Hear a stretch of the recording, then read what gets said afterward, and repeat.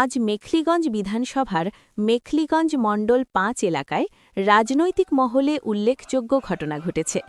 জয় হিন্দ বাহিনীর চেয়ারম্যান মহাবীর প্রসাদ সাহা ও সভাপতি সাদ্দাম হোসেনের নেতৃত্বে সংগঠনের মোট ৯টি ওয়ার্ডের চেয়ারম্যান ও সদস্যসহ প্রায় ২০ জন তৃণমূল নেতা আনুষ্ঠানিকভাবে দলবদল করেছেন।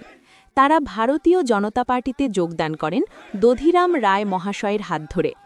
এই দলবদলকে কেন্দ্র করে এলাকায় রাজনৈতিক চর্চা তুঙ্গে উঠেছে এবং আসন্ন নির্বাচনে এর প্রভাব কতটা পড়বে তা নিয়ে শুরু হয়েছে জোর জল্পনা। আপনারা দেখছেন মাথাভাঙা নিউজ পোর্টাল। সব রকমের নিউজ আপডেট পেতে পেজটিকে লাইক ফলো করে রাখুন।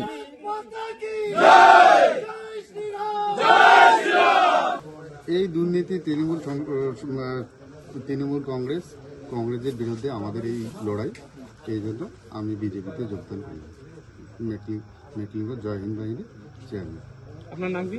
মোহাম্মদ সাদ্দাম। কথা আমরা কি উদ্দেশ্যে এই ভারতীয় জনতা পার্টিতে যোগদান করলাম তার প্রধান কারণ হচ্ছে বর্তমান পশ্চিমবঙ্গের স্বৈরাচারী দুর্নীতিগ্রস্ত চোর সরকারকে এই ক্ষমতা থেকে গতিচ্যুত করাই হচ্ছে আমাদের একমাত্র লক্ষ্য। আমরা পার্টির কাছে কিচ্ছু চাই না, কোনো আবেদন আমাদের নেই। এই দলটাকে এখান থেকে হটাতেই হবে যেভাবেই হোক, তা না পরে মুশকিল।